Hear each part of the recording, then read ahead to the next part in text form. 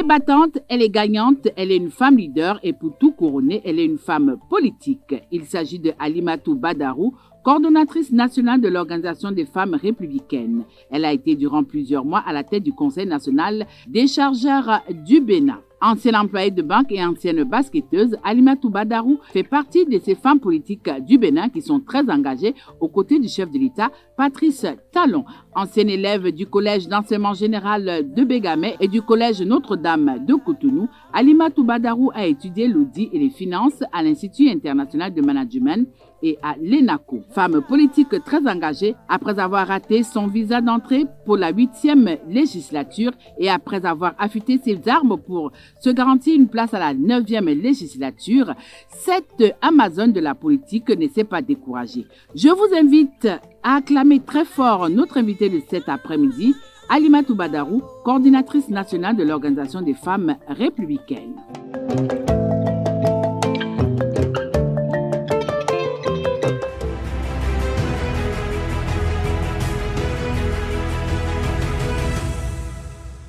Mesdames et messieurs, bonsoir et bienvenue sur votre émission Politiquement Féminin. Ce samedi, nous recevons pour vous Halimatou Badarou. Elle est coordinatrice des femmes républicaines. Bonsoir Madame la Présidente.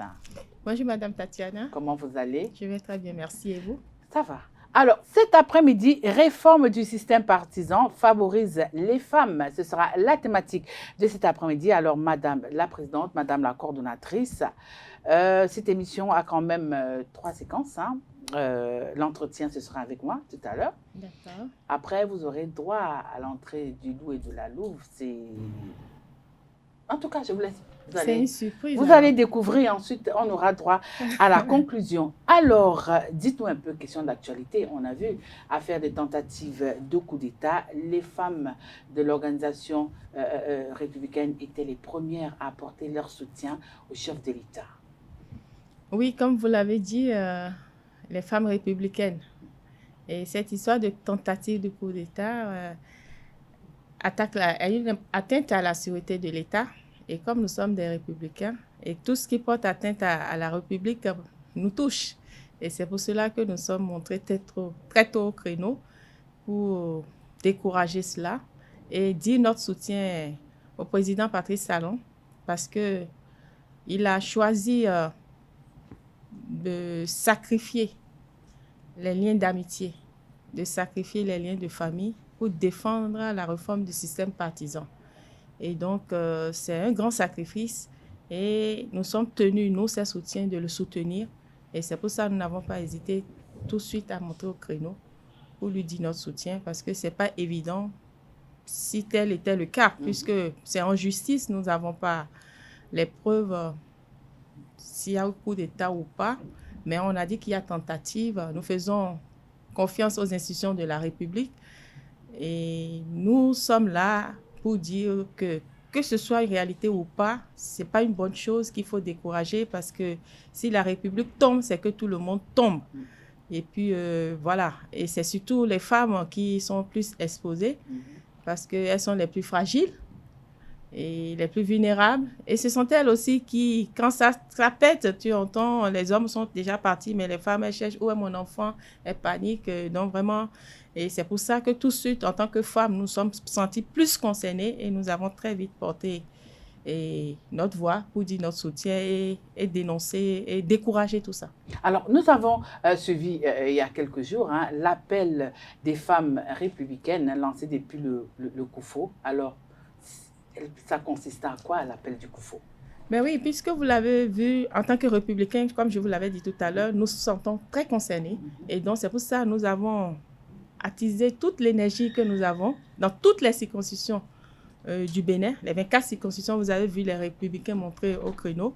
Et nous, en tant qu'organisation de masse du parti, je vous ai déjà dit que nous nous sentons plus concernés. Nous avons vu qu'il n'était pas question de laisser ce genre de choses passer. C'est-à-dire que ça a raté. Il ne faut même pas qu'il y ait des individus qui continuent de réfléchir que cette chose est possible. Et ceux qui l'ont souhaité aussi doivent confesser. Mais nous avons pensé qu'il faut très tôt mettre tout le monde en garde pour dire que de ne pas croire que Le président, parce qu'il est en fin de mandat, qui n'a pas de soutien, que nous sommes derrière lui. Et tout ce qu'il est en train de faire de merveilleux pour les femmes, nous avons conscience de ça. Nous sommes fiers de tout ce que nous avons fait avec lui ces 8 années et qu'il en reste encore à faire. Et il n'est pas question de sacrifier tout cela.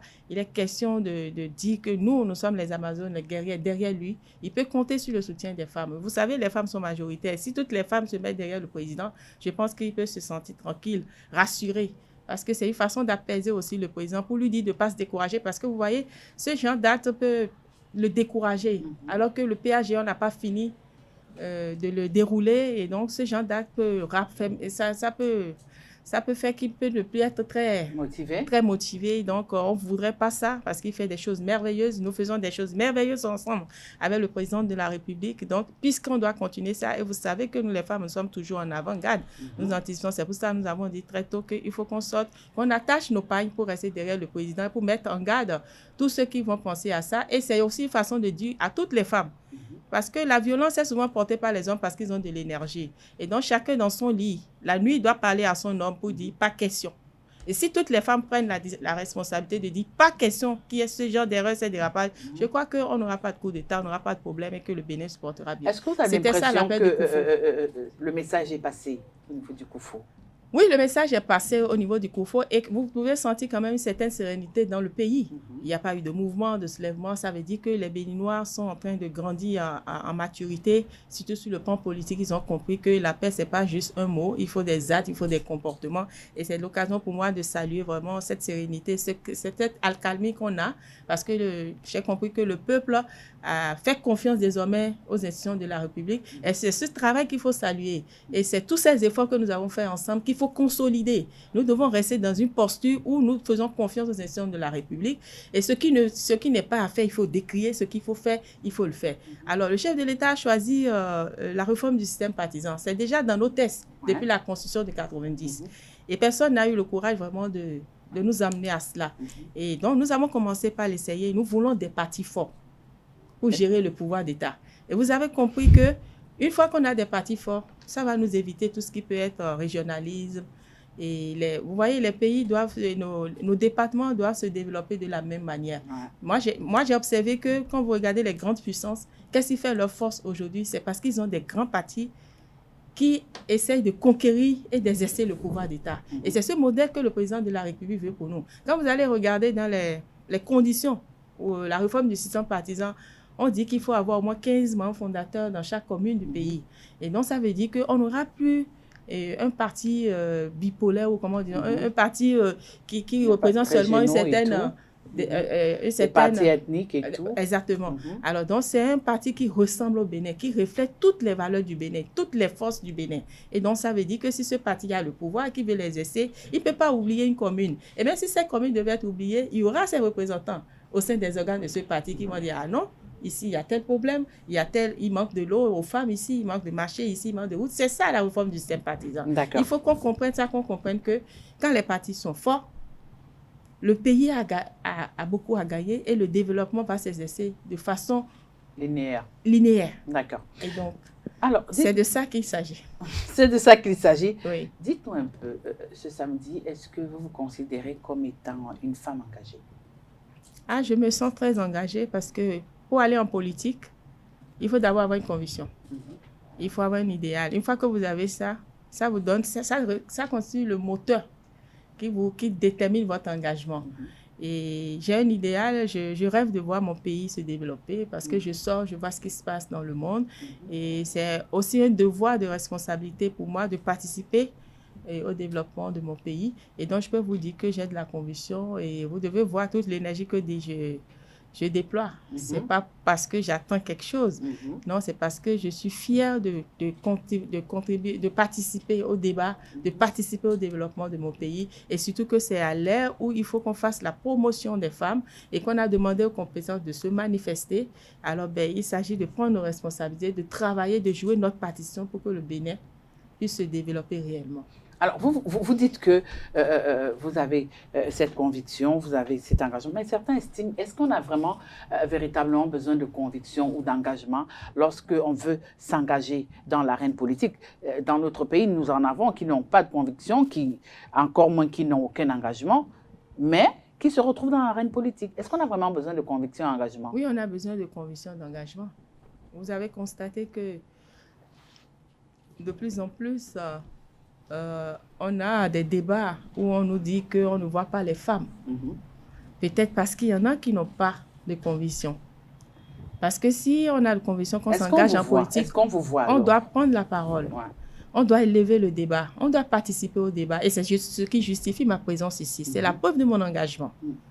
Quand vous m'avez appelé et que vous avez dit que vous voulez débattre de l'actualité avec moi, puisque j'ai un engagement clair dans ma tête et que je suis l'actualité, que je dois participer au débat et éclairer les populations et apporter la bonne réponse, les bonnes informations à nos populations, c'est ce qui justifie ma présence ici. Oui, mais vous, Halimatou Badarou, vous êtes là, Dieu seul sait que vous faites beaucoup de plateaux, vous êtes sur tous les fronts, mais ce n'est pas le cas pour d'autres femmes. On a parfois maille à trouver des femmes pour venir sur des débats politiques. Pourquoi? Alors qu'elles sont en politique. C'est vrai, je crois que, bon, je ne pourrais pas les défendre.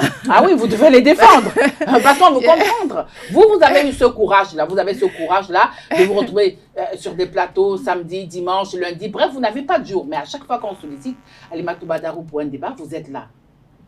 Oui, bon, vous savez, Halimatou Badarou, elle est la coordinatrice nationale de l'Organisation des femmes du Bloc républicain, dont je représente un certain nombre de femmes sur le plan national. Et donc, l'image des femmes républicaines est importante. Et il est question de travailler pour ça. Et donc, naturellement, quand vous m'appelez, je ne peux pas échapper. Et donc, ça peut justifier aussi pourquoi vous me voyez de temps en temps, je n'ai pas le choix. Maintenant, après, pour ceux qui ne viennent pas, vous savez, on ne vient pas aussi sur les plateaux. Hein, on n'improvise rien. Tout est une question de formation, d'apprentissage.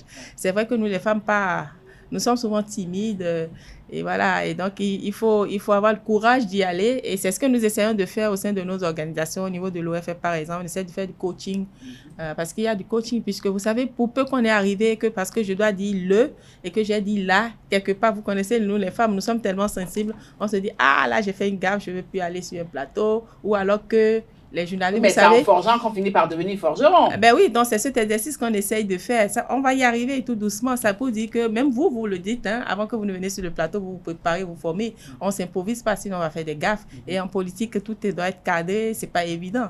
À chaque fois qu'on vient, on réfléchit pas 10 fois avant d'y aller. Donc je comprends, mais je crois que l'appel est en train d'être entendu et puis voilà, on va y arriver. Au sein de nos partis, de plus en plus, maintenant, on fait du coaching média. Et donc, une fois qu'on a préparé des gens, je crois qu'ils peuvent aller en plateau. Parce que vous savez aussi, il y a la discipline dans les partis. On ne peut pas se lever, aller sur un plateau et dire ce qu'on veut. Désormais, on fait mieux les choses. C'est ça la réforme du système partisan. C'est important. Alors, je vais vous poser la question que je pose à toutes les femmes que je reçois sur cette émission Politiquement Féminin. Ce n'est pas facile pour une femme de se retrouver en politique. Vous, qu'est-ce qui vous a conduit en politique? Pourquoi vous avez décidé de percer cette muraille-là? J'avoue que c'est peut-être aussi depuis l'enfance que j'avais ces petites aptitudes parce que je voyais le débat politique en famille. Mon père animait beaucoup de débats en famille et puis j'étais déjà en 3e, je crois, quand il y avait le mouvement du PRD à l'époque et puis parce qu'on venait du Porte-Novo et on était tous PRD à l'époque et donc il y avait des mouvements qui venaient vers la maison, on suivait les mouvements. Donc il y avait déjà ça, les prémices par rapport à l'enfance. Et puis après, quand on a commencé par grandir, la difficulté dans la société, on a étudié, on a vu des lacismes un peu partout, on est sorti, on voit comment ça se passe ailleurs, on se dit mais il y a un problème. Après on regarde, on se rend compte qu'il n'y a pas assez de femmes là-bas et puis on a eu la chance d'avoir son excellence le président Patrice Talon qui a dit que bon, il faut que les compétences se manifestent et que bon, on a compris que la promotion, c'est pas qu'on va vous donner ça cadeau, il faut travailler pour y aller. Et donc, j'ai regardé l'environnement et puis surtout lui, par rapport au programme qu'il avait présenté, je me retrouvais dedans parce que il y avait un diagnostic qu'il fallait faire et le président avait fait son diagnostic. Donc, dans son programme de société, c'était évident, c'était clair, ça m'a plu et je me suis engagée. C'est comme ça que moi, j'ai tout abandonné à un moment donné parce que j'étais partie pour aller m'établir en Europe. Je suis revenue, en même temps, j'ai tout abandonné. C'est comme ça, j'ai pris part parce que je croyais en ce programme et je suis pas dessus. Je suis fière parce que tout ce qui avait été prévu est en train d'être déroulé Et c'est ce que nous vivons aujourd'hui. Le résultat est là. Nous sommes fiers de participer à cela. Et donc, ça conforme davantage mon engagement. Et donc, il est question de... Je ne regrette pas de m'y être mis. C'est vrai qu'on reçoit les cours, mais bon, après, il n'y a pas vous ne vous attendiez pas certainement à ce qu'on vous déroule un tapis rouge quand même. Hein? Ça, c'est clair. On reçoit des cours et je dis aux gens, c'est vrai que même en famille, les parents ne voulaient pas que j'y aille parce que je me rappelle mon père qui me disait l'éducation que je t'ai donnée est telle que je te vois, tu ne peux pas rester au milieu de ces gens-là. Et je lui ai dit, mais ces gens-là, c'est qui? C'est des Béninois. Je dis, même quand j'étais à la banque, je recevais des cours. Il n'y a pas un secteur où on ne reçoit pas des cours. Donc, la politique, en réalité, normalement, devait recevoir des gens bien. Parce que si on continue de rester là, dire que ces gens-là, ça veut dire qu'on estime que c'est les médiocres qui sont là-bas. Alors, donc, ça veut dire que nous allons faire des efforts, des sacrifices. Et les médiocres vont venir nous diriger, ils vont nous faire casser la tête. Donc, il est question de prendre nos responsabilités et d'aller vers ces médiocres-là pour influencer un peu, tant soit peu le changement, afin que les choses se fassent mieux. Et nous rendons grâce à Dieu au Bénin, les choses commencent par se faire autrement. Alors, tout à l'heure, vous avez parlé de la réforme du système partisan. Oui. À moi de vous demander, Madame Badarou, lorsque vous entendez ce groupe de mots, la réforme du système partisan, quelles sont les images que vous voyez tout de suite? Alors pour moi, la réforme du système partisan, c'est des partis forts pour conquérir et gérer le pouvoir d'État. La réforme du système partisan, c'est la nouvelle charte des partis politiques, c'est un ensemble de choses qui, ma foi, est venu comme un médicament pour soigner le problème de la politique au Bénin. Parce qu'avant, c'était plus de 300 partis et mouvements politiques. Chaque famille avait un parti politique. Et avant, on faisait la politique comme un commerce. On faisait la politique pour faire des chantages. On faisait la politique pour prendre en charge des directions d'État, des ministères. Ils se partageaient tout. C'était vraiment la pagaille à l'époque. Et cette réforme du système partisan vient discipliner les choses. Et ce n'est que ce modèle-là qui peut nous arranger. Et c'était déjà prévu dans nos thèses depuis 1990. Et on a eu un président très courageux, le président Patrice Talon, qui a choisi ça. Et on a vu que le paysage politique béninois a commencé par s'organiser. Si vous regardez bien, vous allez constater qu'on a deux grands partis politiques. Et il y a d'autres partis qui sont là. Deux grands. Deux grands. Ben oui, je dis deux grands parce que c'est vrai que vous mon tirez parti la couverture de votre côté. Parce que mon parti est deuxième. Et donc c'est juste deux grands. Non, bon, après, il y a le côté de l'opposition. Puis, effectivement, la réforme du système partisan, c'est ça aussi. Et donc, on a désigné le chef de file de l'opposition, d'accord. Donc, on va dire 3, si vous voulez. Alors, on ne va pas dire. C'est vous la politique, hein, je suis sûre. J'ai dit troisième parti, mais je dis deux grands partis politiques. Je continue de le dire parce que, vous savez, les statistiques sont là. Est-ce que dans la reine vous savez, en ce moment, il y a peut-être 28, on a les mêmes sièges à l'Assemblée, peut-être avec les démocrates. Mais si vous allez regarder le nombre de voix que nous avons mobilisé, vous allez bien voir que nous sommes le deuxième parti et donc je parle de deux grands partis, je pèse mes mots, c'est deux grands partis. Le Bénin n'a que deux grands partis. Alors, non, c'est-à-dire vous allez trouver le premier et le deuxième. Bon. Il n'y a pas de troisième. Bon, le troisième est là, d'accord, mais bon, après moi, je suis le deuxième parti, je suis membre militant du deuxième parti, je dois le faire ressortir, je dois le réaffirmer. Après mon grand frère, je suis là, c'est ça? Comment? Après mon grand frère, je suis là, c'est ça? Non, c'est pas ça.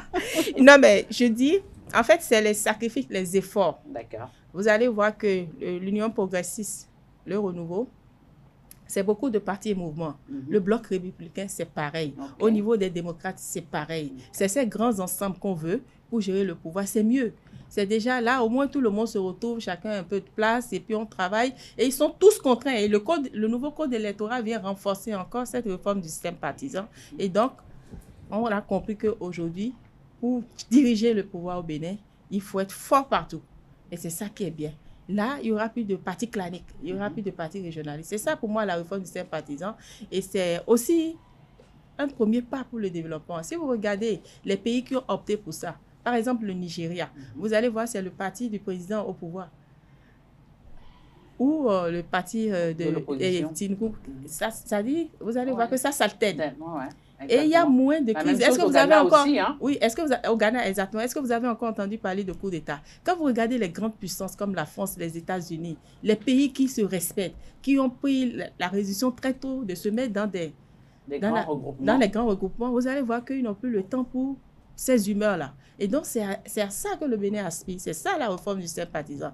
Permettre à tout le monde de se retrouver et de s'asseoir à une même table pour décider du développement de son pays, de sa nation, de sa région, de son département. Il s'agit de ça. Donc, la réforme du sympathisant, c'est une bonne chose que nous encourageons de toute notre énergie et que nous soutenons afin que le Bénin puisse se développer. Alors, tout à l'heure, vous avez parlé de partis forts, nouvelle charte des partis politiques, de médicaments forts, tout ça pour résumer la réforme du système partisan, mais certains estiment qu'elle n'a pas été suffisamment pensée et mûrie également. Pour preuve, nous avons encore des partis qui naissent ça et là, alors qu'il était question de se retrouver juste avec 2 ou 3 grandes formations politiques. Oui, c'est vrai que nous sommes au début. Vous savez, quand vous commencez un projet, vous avez un temps d'évaluation. Et on est en train d'évaluer, vous avez vu que pour lever les sièges, il faut au moins un certain pourcentage de voix. On a vu des partis qui ont participé au communal, qui n'ont pas participé aux législatives. C'est déjà ça. Je ne sais pas si vous comprenez. Oh, ouais. Donc, ça veut dire que la réforme elle-même a déjà tout prévu. Et donc, la synthèse va se faire au fur et à mesure. Et donc, on sent qu'il y a un peu de flottement. On renforce la preuve. Le code électoral a été renforcé, pardon. Et donc, aujourd'hui, je peux dire que oui, tel que ça se présente aujourd'hui, c'est bien. On va savoir qui veut exercer le pouvoir d'État. Et pour exercer le pouvoir d'État, il faut forcément être dans un parti politique. Bien sûr. Et vous avez vu que l'État même a pris ses responsabilités. Aujourd'hui, il y a un financement des partis politiques. Donc, s'il y a un financement, c'est pour faire quoi? C'est pas pour s'amuser. C'est pas pour jouer.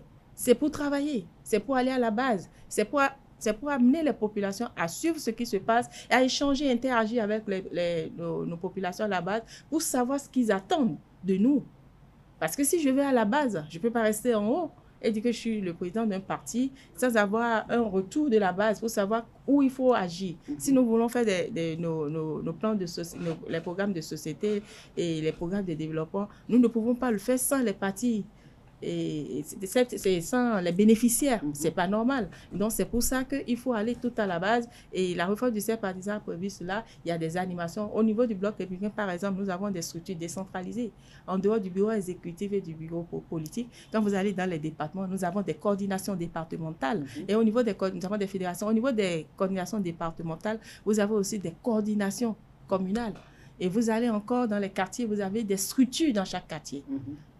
Au niveau du parti, au niveau des femmes et au niveau des jeunes. Donc, c'est ça la réforme du système partisan. Nous assurer que tout le monde est pris en compte et que rien ne nous échappe. À un instant T, vous nous appelez, vous dites à Pobet, il y a quelque chose, on va vous dire ce qui se passe. Dans tel quartier, on peut vous donner des informations. Au nord, que ce soit à Karimaman, que ce soit n'importe quel coin du Bénin, on a les informations, on sait ce qui se passe. Donc, quand on veut exercer le pouvoir, il faut avoir l'information. Il faut contrôler tout. Et c'est ça, les partis forts. Alors, la réforme du système partisan a fait quand même, fait en sorte qu'il y ait quand même des règles parlant de la discrimination positive. D'autres estiment qu'aujourd'hui, ça vous rend faible. Vous n'êtes plus combative. D'autres veulent qu'on revienne à l'ancien temps où les femmes, pour se retrouver du côté de l'hémicycle, ou même pour se retrouver au niveau des mairies, il fallait véritablement mouiller le maillot, mais qu'aujourd'hui, grâce à la réforme, vous ne mouillez plus le maillot. Ah non, ça c'est très faux. Vous allez constater qu'avant la réforme du sympathisant, on avait combien? 6 députés à l'Assemblée. Aujourd'hui, on est passé à combien? À plus de 8. Ouais. Alors donc... Mais c'est parce qu'il y a eu ce petit coup de pouce. D'accord. C'est pas grave. C'est-à-dire que... Ah ouais? C'est pas grave? Non, c'est pas grave. D'accord. On n'est même pas encore arrivé. D'accord. S'il faut un coup de pouce pour arriver à ce qui nous est concédé par notre Constitution, parce que vous savez, l'article 26 de la Constitution a bien dit que nous sommes égaux devant la loi. Donc, il nous faut 50%, 50%. Donc là, on n'est pas encore arrivé. Mais si c'est parce qu'avec la réforme du système partisan, il y a eu un coup de pouce qu'on a eu ça, nous voudrons encourager cela pour qu'on atteigne nos 50%. Ah ouais? Ah oui, ça, c'est vrai. Sans mouiller le maillot? Non, c'est pas que... Comment ça? Comment vous avez dit sans mouiller le maillot? Vous pensez? Eh bien, c'est maintenant plus que jamais, d'ailleurs, qu'on mouille le maillot. Ah ouais? Et ça nous permet, à nous les femmes, de réclamer ce qui nous est dû. Par exemple, au sein du Bloc républicain, dans nos statuts, les statuts consacrent 30% de représentativité des femmes dans les organes du parti. Et donc, c'est déjà un acquis. Et donc, ça nous permet, nous, quand il n'y a pas les 30%, de rappeler alors, de dire, attention, ici, ces 30%, vous ne l'avez pas mis. Et à chaque fois qu'on le dit, effectivement, on a du retour. Ça nous permet de positionner. Est-ce qu'on vous écoute même? Est-ce que Ben, si les hommes là, lorsqu'ils se retrouvent là, est-ce qu'ils vous écoutent? Ils nous écoutent. Est-ce que c'est pas par pitié qu'on dit que bon... Il n'y a pas de pitié, non. Vous avez vu, ouais? au sein du Bloc républicain, il y a une organisation de masse des femmes. Et donc, au sein de cette organisation, vous avez des pesez quelque chose au sein Comment?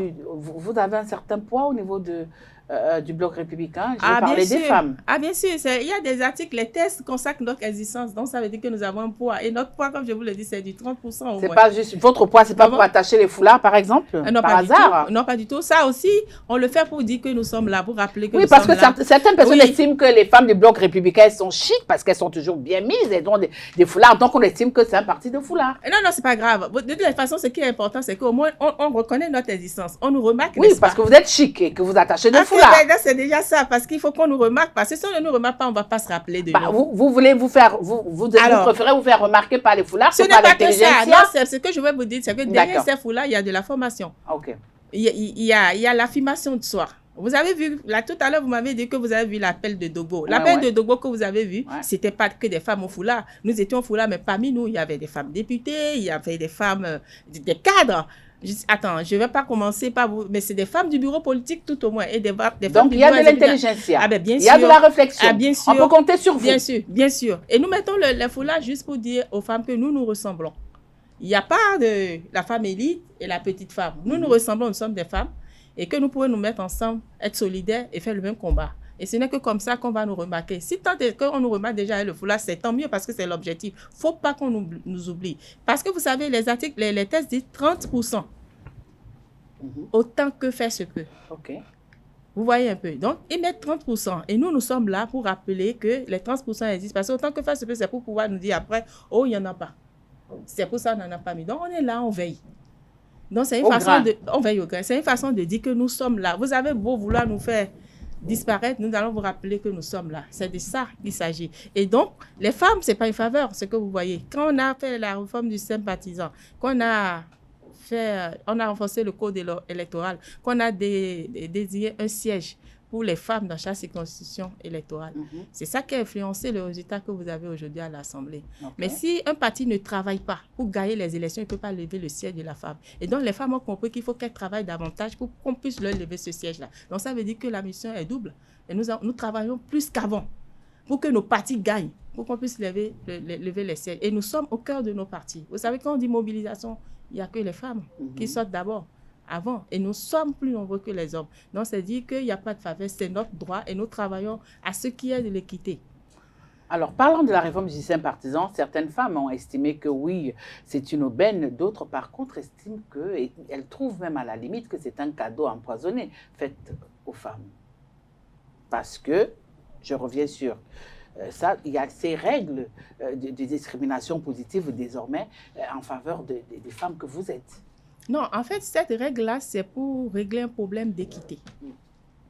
Une fois que l'équité sera réglée, on parlera après pour voir s'il y a quelqu'un qui est désavantagé par rapport à l'autre. Puisque nous disons article 26, égaux devant la loi, comment se fait-il qu'il y ait autant de femmes et que dans les organes, on ne trouve même pas parfois des femmes? Il s'agit de ça. Et donc, qu'est-ce qu'il faut faire pour régler ça? Au niveau de votre parti, au bureau exécutif, est-ce qu'il y a des femmes? Bien sûr. Et je crois que les 30% sont respectés, tout au moins ça. Et le combat pour nous aujourd'hui, c'est d'aller au-delà de ça. Et donc, tout ce qu'on fera pour y arriver, on le fera parce que la discrimination positive ne peut pas être perçue comme une faveur. La discrimination positive, en fait, c'est pour régler un problème d'inégalité. Okay. Et donc, nous sommes en train de rechercher l'équité. Une nuance, donc ce n'est pas une faveur. Alors, la femme responsable que vous êtes de cette grande association des femmes républicaines, dites-nous en toute franchise ce samedi, en regardant ma caméra, est-ce que c'est facile de diriger les femmes?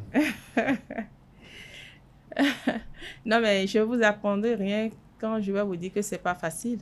Ce n'est pas seulement qu'au niveau de la politique, c'est partout. Et bon, l'essentiel, c'est qu'on arrive à rappeler que face aux enjeux, nous devons mettre en avant la sororité. Et nous sollicitons de plus en plus aussi la masculinité positive parce que j'ai l'impression que cette affirmation, les hommes aiment bien utiliser ça pour nous mettre en situation de conflit et pouvoir continuer de régner. Et donc, de plus en plus, on commence par se parler entre femmes pour rechercher l'essentiel. Et l'essentiel, c'est qu'est-ce qui nous unit. On a des choses qui Il y a des choses qui montrent que nous nous ressemblons et que nous avons les mêmes problèmes, que nous comprenons mieux nos problèmes que les hommes. Et donc, c'est de ne pas se laisser manipuler par des hommes parce que vous savez, plus les femmes... Est-ce que c'est facile, ça, de ne pas se laisser manipuler par les femmes? Parce que certains estiment que lorsque les femmes se retrouvent en politique, ce qui les divise est plus grand que ce qui peut les unir. Ce qui les divise est plus grand que ce qui peut les unir. Non, c'est faux. C'est le contraire, je pense. Oui, c'est après, quand vous regardez, après, c'est souvent des futilités, c'est des petites choses d'humeur qui les divisent. Moi, j'ai déjà entendu des hommes dire, oh, vous les femmes, on ne vous comprend jamais. Voilà, pourquoi quand l'autre s'habille trop, l'autre fait ci, ça y est, les reines commencent. Et nous, on est là, et nous, on vous soutient. Hein. Et nous, si ça ne dépend que de nous, on va voter pour vous. Et puis, moi, ça me fait marrer. Je dis, oui, c'est gentil, vous êtes gentil, mais vous aimez ça parce que vous attisez le feu. Ouais. Alors, et vous allez vous rendre compte que parfois, quand on s'organise, pour que ça porte mieux, il faut que les hommes soient au sein. Donc, c'est dit qu'on ne peut pas rester dans notre monde et faire un combat contre les hommes. On est obligé de faire ça ensemble. C'est pour ça que nous sollicitons souvent la masculinité positive. Et quand un homme prend les devants et qui comprend l'enjeu qu'il faut faire l'équité, vous allez voir que tout se passe bien. Parce que souvent, c'est les hommes aussi qui passent derrière pour créer les situations de division. Okay. Je ne vais pas... Bon, c'est vrai que... Il ne faut pas leur jeter la pierre, hein? Non, si, parce que vous comprenez que si, à un moment donné, vous estimez que dans les tests, il faut faire la promotion des femmes, et que vous voyez des femmes qui se battent, et que vous ne faites pas leur promotion, et que vous allez faire la promotion des femmes qui ne se battent pas, mais ça pose un problème, on se dit, mais elle, là, elle sort d'où? Après, on commence par avoir des idées, on se dit, oh, ou bien c'est parce que c'est sa copine, ou bien c'est parce que si ça peut ne pas être vrai.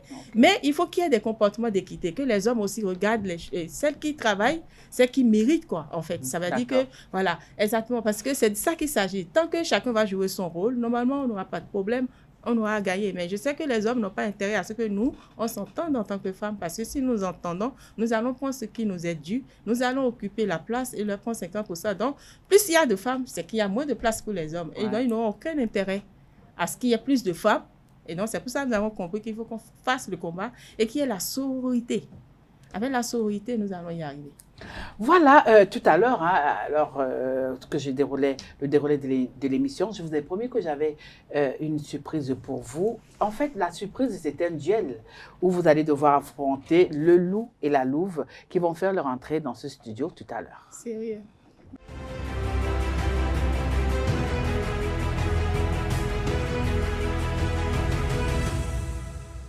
Voilà, tout à l'heure, je vous ai dit que vous aurez droit à un duel.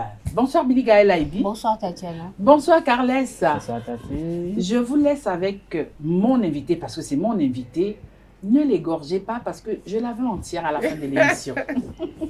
Carles, allez-y. Bon, il n'y a pas de crainte à avoir. Je suis ravi de me retrouver en face d'elle. C'est une personne que je connais, que j'aime beaucoup, que j'ai vue sur des terrains de basket, que j'ai vu une fois donner le coup d'envoi d'une compétition de football et elle avait joué juste. Je respecte ça. Je l'ai vu donner des conseils aux petites filles au Conseil national des chargeurs du Bénin, des filles qui étaient à la visiter. Et j'ai vu, c'était vraiment bien, c'était bien fait. Merci. Et sur ce plateau, je l'ai reconnu toujours bien, droit dans tes bottes. Et elle a dit au cours de cette émission que la Constitution concède l'égalité des hommes et des femmes au Bénin, ce qui est indéniable. Mais dans son développement, elle a parlé du système partisan. Elle a estimé que malgré cette égalité entre l'homme et la femme, il était juste qu'on fasse des faveurs aux femmes. Elle dit que ce n'est pas des faveurs, mais on est allé créer des tests qui mettent fin à cette égalité parce qu'on ne laisse plus les hommes et les femmes aller se battre et dans les unes comme tout le monde, mais on crée des conditions favorables aux femmes avant même d'y aller. Et à mon avis, ça endigue cette disposition de la Constitution qui parle d'égalité entre hommes et femmes. Plus loin, elle a dit qu'elle porte les foulards pour ressembler à ces femmes. Ça veut dire qu'il y a plein de femmes qui n'ont pas cette valeur, qui sont là pour les foulards, mais pour leur donner l'impression qu'elles peuvent diriger le pays aussi et prétendre au siège, on les fait porter des foulards. Toutes ces choses-là me font croire qu'elle-même, elle a démontré que le système partisan est contre notre Constitution et que le système partisan, c'est un leurre pour les femmes. Est-ce qu'elle peut confirmer ce que j'ai dit? Avec tout ce que vous avez dit là, je ne partage pas. Parce que le système partisan est venu pour renforcer les partis politiques. Et le système partisan confère l'existence des partis politiques. Et nous, dans les tests de notre parti, nous avons des articles qui consacrent notre existence, l'organisation des femmes et l'organisation des jeunes. C'est quelque chose de positif. Parce que c'est au sein de cette organisation que nous pouvons lever la voix pour dire « Ah, nous avons droit à telle ou telle chose. Sinon, si vous regardez de façon classique, les tests disent 30% au niveau des partis. Mais l'article 26 de la Constitution dit 50%, enfin, nous sommes égaux devant la loi. Ça veut dire que nous devons exiger 50%. Oh, donc, il y a déjà on va aux élections, tout le monde on a les mêmes chances d'aller aux élections. C'est tout ce que ça veut dire. Ça ne veut pas dire, sinon si on va aux examens, on aura 100 femmes admises, 100 hommes admis. Si c'est ça, comme ça on doit interpréter la loi. Mais comment est-ce que vous organisez, vous regardez les organes de décision au niveau du pays? Nous, donc, c'est l'occasion d'ailleurs pour saluer son excellent président Patrice Talon, qui va être le premier, le champion pour nous de la masculinité positive, qui en allant aux élections a choisi une femme comme colistière. Et nous avons une femme vice-présidente de la République. Respectons ça. Il n'y a pas de problème. Vous avez vu? C'est magnifique. Si ça peut être comme ça, pour qu'on descende plus bas, vous voyez un peu. C'est le combat que nous voulons faire. Aller chercher quand des vous allez commencer de foulard pour accompagner, c'est foutu. C'est là le problème. Je vous explique. Des femmes valeureuses, oui. Laissez d'abord le foulard. Je vais vous expliquer pour le foulard. Le foulard, d'abord, c'est pour dire que nous existons. Les couleurs de notre parti. On n'a pas mis tout le monde met le foulard, mais nous mettons les couleurs de notre parti. Pour ressembler aux autres? Non, pas pour ressembler aux autres. C'est ce que j'ai cru comprendre. Pour marquer la différence, pour dire que nous existons. Nous avons un label, nous existons. Et c'est pour ressembler à qui? Les gens à qui vous voulez ressembler, c'est qui? Nous sommes des femmes. Et quand nous mettons les foulards, nous ressemblons à des femmes, nous ne ressemblons pas à des hommes. C'est pour être désolée. Entre femmes membres du BR. Exactement, pour dire que nous sommes des camarades. Je ne sais pas si vous comprenez. Je vais vous expliquer davantage cela. Mais ça, c'est une parenthèse. Ne stigmatisez pas nos foulards parce que ça ne va pas nous décourager. Aucunement. Je ne fais qu'interpréter ce que j'ai entendu. Aucunement. En tout cas, à chaque fois qu'on sort, vous-même vous dites que nous sommes chics, n'est-ce pas? Alors, c'est déjà bien. Je le reconnais. D'accord. Alors, je dis, quand vous allez quitter la présidence, et ma prière d'ailleurs, si on pouvait même changer la constitution pour qu'on dise désormais qu'à la présidence de la République, il y aura toujours un homme et une femme. Mais ça va être magnifique. Là, comme ça, on va faire le débat dont vous parlez. Et là, ça ressemblait à quel pays? On va enlever la discrimination politique. Là, c'est un don. Vous avez cité des pays auxquels on veut ressembler et vous dites quelque chose que c'est du jamais vu. Je vous réexplique. Oui. La vie est un combat. Chacun se bat pour ses intérêts. Je me bats pour les intérêts des femmes. Parce que l'article 26 a dit que nous sommes égaux devant la loi. C'est tout. Maintenant, nous avons désormais un président et un vice-président. Systématiquement, soit si c'est une femme qui est la présidente, le vice-président doit être un homme. Donc, ou si c'est un homme qui est le président, la vice-présidente serait une femme. Eh bien oui, moi si j'ai l'occasion de le faire, je vais proposer ça. Ça, c'est une parenthèse. Maintenant, pour revenir... Même s'il n'y a pas les femmes valeureuses. Il y en a tellement. C'est pas parce qu'on se tait. Notre intelligence, c'est après-midi. Non, aucunement. Non, tu te retrouves quand même avec trois femmes intelligentes, tu le plateau. Non, c'est parce que je vous respecte. C'est le volet, c'est-à-dire ça, on a dit qu'on est d'origine patriarcale ou quoi là. C'est ce réflexe qu'il a, c'est pas grave. Nous avons compris. Moi, j'adore les femmes. Et je sais que les femmes gèrent bien, qu'elles sont compétentes. Vous savez, nous n'allons pas rester derrière le rideau à continuer de vous faire le lit, à vous faire la cuisine, vous refaire votre maison. Vous voyez, c'est-à-dire qu'on vous fait. C'est-à-dire quand vous êtes devant la caméra et que vous travaillez, il n'y a que la femme pour faire l'homme. Il n'y a que la femme pour faire l'homme. Je suis d'accord. Et non, on réclame notre équité. Alors, donc, vous avez dit que la discrimination politique va contre la Constitution, c'est faux. Oui. Au contraire, c'est parce que l'État des lieux a montré que vous n'avez pas respecté la Constitution, qu'on est en train de crier et qu'on est obligé de mettre la discrimination positive pour faire les équités, pour faire les équilibres. La preuve, discrimination positive, on est passé de 6 à 28 députés. Et donc, par la grâce de Dieu, en 2026, Inch'Allah, peut-être qu'on va aller à 50 députés. Et nous allons commencer par demander aux partis de faire des listes zébrées. C'est-à-dire qu'on met un homme tête de liste, ensuite ça va être une femme, ensuite ça va être un homme. Vous voyez, c'est ça, nous allons travailler pour ça. Comme ça, comme les pions. Non, mais madame, je vous explique. C'est-à-dire, ce qui est dû... Je sais qu'il y a beaucoup de femmes au Parlement. Je le souhaite, je ne suis pas contre, mais je veux que ce soit des femmes. On ne fait plus de débat autour. Mais venez nous dire que oui, c'est des femmes. Oui, mais je veux que ce soit des femmes. C'est parce que vous avez reconnu qu'il y a un manque et qu'il faut corriger et qu'on a fait ça. Si on met des discriminations positives, c'est pour atteindre les 50%. Et on a commencé, on est passé de 6 à 28. Okay. Vous allez voir quand ça va continuer sur le temps, on va rattraper les 50. Okay, je veux bien que les femmes soient majoritaires. Je veux bien tout ça. Seulement, ce que je suis en train de dire, c'est que tel que la loi est faite, ça va plutôt promouvoir beaucoup de femmes qui n'ont forcément pas encore le mérite d'être là. Et c'est ce que je suis en train de dire. Ah bon, comment ça? Oui. Est-ce que la loi dit d'aller chercher? Parce que si est-ce qu'il y a des spécificités? Je vous respecte, vous avez été à plusieurs élections. Je vous ai vu vous battre. Oui. Et si vous êtes élu député, je vais applaudir. Mais ce n'est pas pareil pour tout le monde, il faut le dire. Vous êtes toujours battu dans la vie, je respecte ça, je respecterai toujours ça. Et je veux que toutes les femmes doivent se battre comme vous pour que le Bénin se développe avec des gens de valeur. On va y arriver. Je le souhaite. Mais autre chose, vous êtes du bloc républicain. Oui. Et vous avez évoqué certains pays où il y a des grands partis qui gèrent l'arène politique. Et le bloc républicain, c'est quoi son idéologie? Parce que quand nous allons aux États-Unis, par exemple, quand on dit tel parti, on sait que quand ils seront au pouvoir, l'économie sera favorisée, les emplois seront favorisés, les entrepreneurs et tout et tout. Le bloc républicain, c'est quoi? Si le bloc républicain accédait au pouvoir tout de suite, quelle serait la direction dans laquelle on va diriger notre pays? Mais c'est le même idéal que les républicains aux États-Unis. Nous n'avons pas inventé le républicanisme au Bénin. Il était déjà et qu'il existait. On l'a étudié en économie. Et nous sommes dans ce schéma-là. Et vous avez vu, l'économie libérale, la libre entreprise, la liberté, l'État est là pour encadrer. L'État sécurise les investissements des entrepreneurs, c'est-à-dire que la police est là, joue son rôle, les institutions, chacun est dans son couloir. Et c'est-à-dire, on peut, vous savez, si ce n'est pas le républicanisme, on allait assister quoi? Au communisme ou au socialisme. C'est d'autres courants. Notre courant est clair. La libre entreprise, l'entrepreneuriat. Vous êtes libre d'exercer ce que vous voulez comme activité tant que vous restez dans les tests de la République.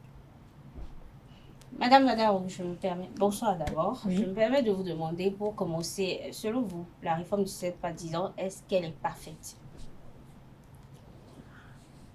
Vous voulez demander par rapport au Dans Bénin le fond, ou la forme, selon vous, en tant que membre du parti Bloc républicain soutenant les actions du chef de l'État, la réforme du système partisan est-elle parfaite? Je pense que la réforme du système partisan, c'est ce qu'il nous faut pour redresser un peu le monde politique au Bénin. Il n'y a rien à refaire, rien à revoir. Au niveau de la réforme du système partisan, bon, comme je vous l'ai dit tout à l'heure, moi j'ai des rêves. Vous avez vu que je vous ai dit tout à l'heure au niveau de la présidente de la République, j'ai dit si désormais on peut nous permettre de suivre, de faire respecter la Constitution dedans, de façon à ce que, bon, à la tête là, que ce soit un binôme, c'est-à-dire un homme et une femme.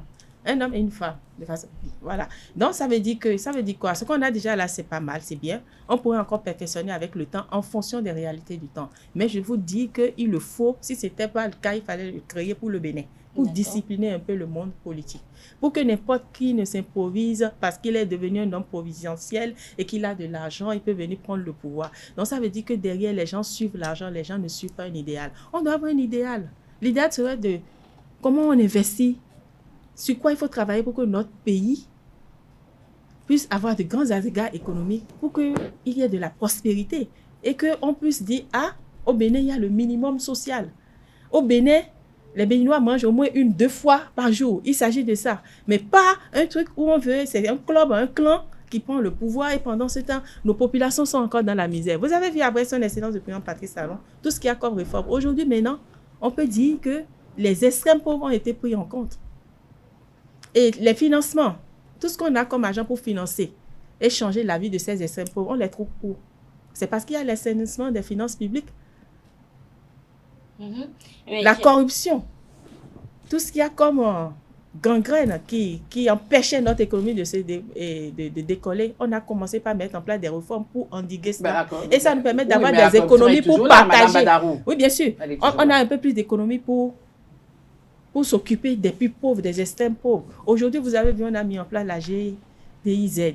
Il y a de l'emploi pour les jeunes. Oui, vous parlez. Vous avez beaucoup de projets, Azoli, Bessoké. Il y a des enfants, quand ils sont déscolarisés, des filles aujourd'hui, il y a de l'argent qu'on leur donne, des cimes, avec de l'argent pour leur permettre d'aller à l'école, pour leur permettre d'aller apprendre un métier. Il s'agit de ça. C'est de ça qu'on parle. Oui. Vous-même, vous touchez du doigt, vous voyez aujourd'hui ce qui se passe dans le pays. Nous avons de plus en plus d'infrastructures. Nous avons plus de 10 000 logements à Ouedo. Il s'agit de ça. Nous avons 35 marchés modernes, à la fois qu'on n'avait jamais vu au Bénin, pour nos femmes. C'est-à-dire le bien-être social, c'est-à-dire la prospérité en train d'être partagée au Bénin. C'est ça. C'est qu'on est en train d'hériter. Oui, parlons toujours de cette réforme-là. C'est quoi les avantages que les femmes en tirent? Les femmes, surtout les femmes politiques. De la réforme du système partisan, oui, ça nous permet de pouvoir élever la voix, de pouvoir dire aussi. Donc vous reconnaissez mais qu'avant elles ne sont pas nombreuses à élever la voix. Elles ne sont pas encore. Non, c'est-à-dire la réforme du système partisan a exigé qu'on prenne en compte les femmes. Leur et voix. Donc, oui, bien sûr. Et aujourd'hui, vous avez vu, on a la chance que cette texte-là était normalement, mais quand à partir du moment où on a dit que l'article 26 dit qu'on est égaux devant la loi, c'était plus des choses à rappeler normalement. Mais comme les gens voient ça, ils ne lisent pas, on a la chance d'avoir un champignon de la masculinité positive, son excellence, le président Patrice Talon, qui lui va matérialiser cela. Il a mis déjà une statue de la femme pour montrer que la femme, dans l'histoire ancienne même, avait tellement de capacité d'énergie qu'il faut mettre au profit de la nation. Il va renforcer l'Institut national de la femme parce qu'il estime qu'il y a du potentiel là. Et vous allez voir dans le monde entier, tous les projets qui ont été mis en place où on a exclu les femmes, c'est des projets qui la plupart ont échoué. Les entreprises qui ont exclu les femmes dans leur production échouée, quand vous faites les statistiques, les analyses, on se rend compte que les entreprises qui ont tenu compte de l'équité ont réussi sur des années et des années. Donc, il s'agit de ça. Ça veut dire que nous avons des potentialités et qu'on n'exploite pas. Et il faut rappeler cela. Et les organes au sein de ces institutions aujourd'hui permettent aux femmes de se retrouver. Au sein du bloc populaire, comme je vous l'ai dit, quand on met en place des organes, nous on est là par exemple pour faire la veille, même si les hommes font semblant d'oublier parce qu'ils savent, nous on est là pour le rappeler. Déjà, c'est cette réforme qui consacre notre existence, vous comprenez un peu. Oui. Donc ça veut dire que c'est positif pour les femmes. Et donc quand il y a des assises, quand on a fini de tout régler, quand moi je lève la main là, il faut savoir que je veux dire que là, il n'y a pas de femmes. Là, il n'y en a pas assez, les 30%. Même si je n'ai pas le résultat, mais au moins je le dis. Et à chaque fois, ça permet de faire les équilibres. Il y a déjà des circonscriptions où on a mis en place des comités où il n'y avait pas de femmes. Et quand j'ai rappelé au président que ici, il n'y a pas de femmes, parce que les autres vont dire qu'il n'y en a pas. Je dis, mais il y en a au niveau de la coordination. Et je donne des noms. Et c'est comme ça, on a vu beaucoup de femmes qui ont émergé dans notre bureau politique. Il s'agit de ça. Il faut créer ça. Si ce n'était pas créé, il fallait créer. Donc, je crois que c'est positif. Pas du tout des femmes qui sont des vraies militantes. Non, ce n'est pas militante. Parce que vous savez, quand vous avez fait le choix, il faut que vous défendez le choix que vous avez fait. Et donc, j'avais suffisamment d'éléments pour défendre ces choix-là. Et parce que c'était pas... Oui, mais est-ce que vous arrivez de faire des copinages? Non, jamais. Ah ouais? Parce que le terrain... Nous n'avons pas la preuve, Madame Badarou. Non, mais je vous explique encore. Vous savez, je ne peux pas me lever et aller inventer une femme et qu'elle vienne. Et puis, c'est pour ça que je dis à mes femmes, je dis, battez-vous. Le leadership, c'est pas dans les inbox, c'est pas dans les téléphones. Oui, mais c'est vrai que le problème que nous avons aussi, c'est les moyens. Parce que pour être sur le terrain aussi, c'est pas facile. Financier. Oui, parce que vous savez, malheureusement, notre politique au Bénin a été faite de sorte que jusque-là, il faut sortir de l'argent pour pouvoir se faire remarquer. Vous avez des financements, est-ce que vous avez encore besoin de chercher de l'argent? Non, mais le leadership puisque c'est pour la femme. Non, mais le leadership... C'est pour le parti. Madame Tatiana, le leadership individuel a un coût. Tout à l'heure, vous avez dit que vous m'avez vu lancer des tournois et siffler. Et ce n'était pas gratuit. Et vous-même, si on vient sur vos plateaux, si on devait vous appeler pour venir faire une activité, pour couvrir, vous n'allez jamais faire gratuitement. Même si vous voulez faire gratuitement, il faut qu'on paye les PDM. Et si vous voulez faire tout ça partout, mobiliser les femmes, la femme là... Oui, mais vous le faites au nom du parti, Madame Badarou. Puisque lorsque vous allez... Non, ce que je vais vous dire, c'est quoi? Oui. C'est-à-dire que la politique telle qu'elle se fait au Bénin demande qu'il faut avoir un peu de moyens. Même si la réforme du... Non, parce qu'elle a été toujours faite jusque-là. Et maintenant, c'est la réforme... Malgré le financement des partis. Je vous explique. La réforme du système partisan est en train de corriger les choses. Aujourd'hui, maintenant, il y a un peu plus de discipline au sein des partis. On ne veut plus des hommes forts, on veut des partis forts. Tu ne peux pas te lever non plus et commencer par faire ton one-man show avec ton agent au nom du parti. Non, il y a les règles du parti. Il y a des directives du parti qui autorisent les activités dans les circonscriptions et dans les arrondissements. Okay. C'est ça aussi les avantages de cette réforme du système partisan. Mais ce que je voudrais dire, c'est-à-dire que la vulnérabilité des femmes, pendant longtemps, vous savez déjà la vulnérabilité, ce n'est pas seulement en politique, c'est sur le plan professionnel. Il fut un moment où on recrutait seulement les femmes pour aller seulement travailler dans les trucs de métiers de secrétariat, les petits métiers. C'est-à-dire on ne nous permettait pas de sortir. Et donc, ça fait que notre pouvoir financier... Elles échouaient au concours, bien on leur refusait de s'inscrire. C'est souvent sous concours qu'on est admis dans l'administration publique. Elles échouaient ou bien elles n'allaient pas composer. Elles composaient, on refusait de les recruter. Je vous explique. Non, c'est parce que vous les hommes... moi je veux comprendre. Vous êtes un homme, non, je vais vous expliquer. Expliquez-moi, je veux comprendre. Vous faites semblant de ne pas comprendre ce qui se passe. Mais vous savez ce qu'on a remarqué? Non. On a remarqué qu'à diplôme égal, vous faites des options de ne pas choisir des femmes. Il y a des formes de harcèlement qui disparaissent. Dans le privé ou dans le public? Partout. Et donc, je vous explique. Je ne vous apprends rien, vous le savez. Et donc, la position laisse à croire que vous attendez des faveurs des femmes avant de les positionner. Et ça a duré pendant longtemps. C'est pour ça qu'aujourd'hui, vous avez vu, on a renforcé l'Institut national de la femme, les violences basées sur le genre. C'est ça qui fait, c'est tous ces trucs-là qui ont plongé les femmes. Elles sont traumatisées. Vous avez des femmes qui sont mariées, qui travaillent dans une administration et qui sont en train de subir le harcèlement de son patron. c'est trop lourd. C'est un point juridique. Hein? Non, c'est pas juridique, c'est trop lourd. Vous savez, pour un tribunal, on va gérer le patron, il n'y a pas de problème. On n'a pas créé un institut pour ça. Et si c'est l'homme qui était martyrisé? Alors, de toute façon, Billy et Karl, vous avez chacun une question et puis on va mettre fin au débat. Vous avez été DG à la CNCB. Que gardez-vous, que retenez-vous de votre passage là-bas? C'est quand même un bon passage. J'ai beaucoup appris parce que je n'avais pas travaillé dans l'administration publique avant d'aller au CNCB. J'avais été chargée de clientèle privée dans une banque. Donc, j'ai un profil de banquier, un profil d'auditeur, de contrôleur de gestion, auditeur financier. Mais quand il s'agit d'argent, même c'est bon. Voilà. Alors, donc, l'expérience au CNCB m'a permis de voir un peu comment se comportaient les employés de l'administration publique. Et il y avait un choc. Il y avait un choc. Forcément. Et c'était pas évident parce qu'en tant que banquier et auditeur financier, c'était pas évident pour moi. Mais j'ai essayé de mettre en place un certain nombre de règles de transparence pour la gestion. Et effectivement, ça a créé des chocs parce que les gens ne sont pas habitués à ça. Et les gens veulent rester dans le modèle auquel ils étaient habitués à utiliser l'argent public. Alors que l'argent public, on ne touche pas l'argent public comme on le veut. Et donc, ça m'a permis de comprendre davantage ce qui se passe dans nos ministères, dans nos administrations. Et je retiens seulement qu'il y a beaucoup à faire. Et c'est aussi l'occasion pour moi, encore une fois, de saluer toutes les réformes mises en place par son Excellence le président Patrice Talon pour assainir les finances publiques, pour remettre le Bénin sur les rails. Il faut le faire. Alors, avec votre permission, dans une interview accordée juste au sorti de ce poste, je ne me rappelle plus c'était dans quel quotidien, vous avez parlé de pression. Alors, comment est-ce que vous avez géré ces pressions au niveau de cette institution-là qui est le CNCB? Non, c'était juste que, bon, il y avait un mental d'abord. Okay. C'est le mental de sportif qui m'a permis de tenir cela. Et aussi le fait que quand vous êtes dans le vrai, vous n'avez pas peur. Okay. Peu importe les pressions que vous recevez, vous n'avez pas peur. Et puis, l'intérêt général doit primer sur nos intérêts personnels. Et j'ai retenu que si j'avais été choisie, c'est parce qu'on me faisait confiance et qu'on pensait que je pouvais apporter ma pierre à l'édifice. Et donc, j'ai tenu à rester dans ce schéma pour que ceux qui ont eu confiance en moi, qui m'ont choisi, ne soient pas déçus de ce que j'avais à faire. Et donc, je suis restée dans ce carnaval, je vais dire, parce que c'était pas évident, c'est pas facile. Carles, votre question. Oui, hein? oui. Madame Badarou, nous avons beaucoup parlé du système partisan, je vais y rester.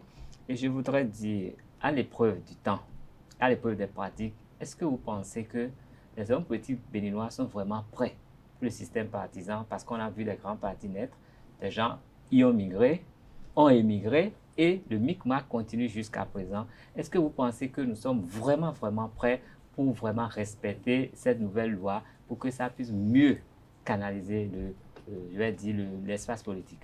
Nous n'aurons pas le choix. Et c'est encore l'occasion pour moi de saluer le courage de son Excellence le président Patrice Talon, qui a préféré sacrifier. Vous pensez que ça va subsister à son mandat après? Parce qu'on a vu tous les partis disparaître après chaque président au Bénin. Inch'Allah, moi j'ai vu Inch'Allah, que Dieu nous prête vie. Et c'est pour ça que nous devons accompagner toutes ces réformes. Nous devons le soutenir. Et vous, que ce soit vous, la presse, tout le monde, nous devons soutenir cela. Parce que, oui, je m'explique. Non, nous soutenons déjà, mais la presse a été le parent pauvre du régime. La presse souffre. Carles, je vais arracher la parole. On va permettre à Mme Badarou de... La presse doit toujours attendre des intérêts avant de faire son travail? Non, nous avons tous une responsabilité. Oui, nous avons tous une responsabilité dans ce pays-là. Je vous assure. Quand chacun va jouer son rôle, comme cela se doit, on va accompagner, nous n'allons plus jamais permettre au Bénin de reculer en arrière. Parce que ce que nous constatons ici aujourd'hui, c'est de grandes avancées dans tous les secteurs. Le secteur politique, vous avez vu ce qui se passe. Il faut qu'on maintienne ça. Parce que le président de la République vient de nous montrer que lui, quand il s'agit de l'intérêt de la République, l'intérêt général, il peut sacrifier les intérêts de la famille et les intérêts de l'amitié. Ça, c'est un modèle, c'est une leçon. Et ça nous donne davantage, nous, ces soutiens, le courage d'être derrière lui et de l'accompagner, que la réforme du système partisan aboutisse. C'est très important. Franchement, je sollicite tout le monde, tout le peuple béninois, pour dire qu'on ne va plus jamais accepter reculer. Tout ce que nous avons acquis aujourd'hui, nous devons consolider cela pour permettre à ceux qui veulent venir diriger le pouvoir d'État d'être forts et d'avoir les moyens pour gérer le Bénin. Jusqu'au fin fond d'un village qu'on appelle, je ne sais pas, Tchoumi, il faut que ce cette population-là puisse désormais attendre de son pouvoir qu'ils sont en haut là, ils ne vont jamais m'oublier. C'est ça la réforme du système partisan. Ça évite d'oublier certaines populations, certains peuples. Donc tout le Bénin peut se développer de façon constante et de la même façon. C'est ce qui fait la force des grandes puissances. Pourquoi est-ce qu'on ne ferait pas ça? Même si le président Patrice Talon s'en va, et lui-même il croit, il a foi en cela, que nous n'allons plus retourner dans nos travers. Nous allons continuer de travailler, perfectionner déjà ce que nous avons acquis. Il s'agit de ça. Voilà, c'est avec ces mots-là que nous allons clôturer. Mais avant de partir, avant véritablement de mettre la clé sur le paillasson, Carles pour le résumé. Je vais très rapidement. Je vais me retrouver en difficulté parce que j'ai tellement vu ce qu'elle a dit que... Très rapidement, Carles, sinon les gens de la technique viendront nous talocher. Oui, mais avant qu'ils ne talogent, j'aurai le temps de dire 2 mots. D'accord, allons-y. Madame Badarou a tenu vraiment, elle nous a tenu à trajet haute ce matin. Elle a pu vraiment nous expliquer ce qu'elle conçoit de la réforme du système partisan qui n'est pas qu'une faveur pour les femmes, mais qui remet quand même les femmes dans le contexte politique et qui donne quand même les moyens aux femmes de pouvoir se battre comme les hommes pour accéder quand même aux instances de décision. Et elle est membre d'un parti politique où elle se bat pour que cela soit respecté, que les quotas soient respectés, que ça se passe bien. Elle a salué le courage du président Patrice Talon qui a voulu que ces réformes soient et qui veille à ce que ces réformes soient appliquées afin que les femmes s'impliquent davantage dans ce qui est le développement de ce pays, étant donné que les femmes sont majoritaires et qu'il ne faudrait pas les laisser de côté. Et elle argumente que si les femmes sont à côté, ça ne marche jamais quelque part. Donc son souhait, son combat, c'est qu'on respecte les femmes. Et elle souhaite que désormais, on exige que sur les listes électorales, il y ait un homme, une femme et qu'on a des listes zébrées. Voilà. C'est son mot. Qu'on ait des listes zébrées et jusqu'à la fin.